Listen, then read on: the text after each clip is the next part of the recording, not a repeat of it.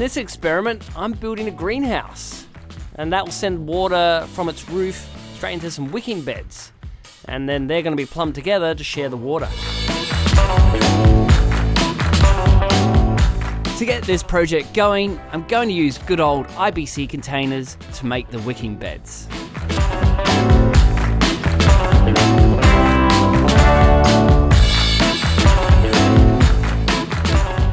To learn more about IBC Wicking Beds, I recommend visiting this link to Rob's design.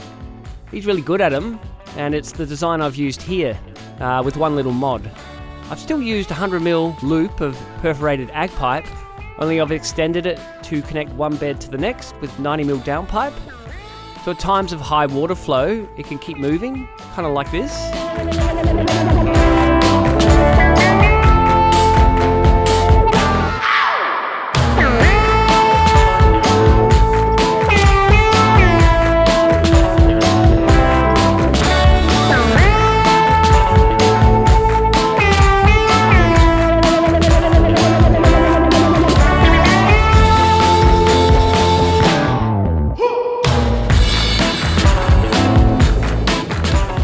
Well, with the wicking beds mostly complete, I'm keen to get cracking on the greenhouse.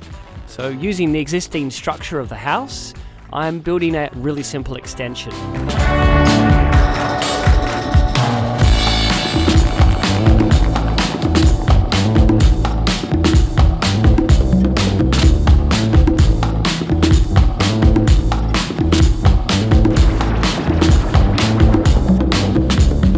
And there you have it.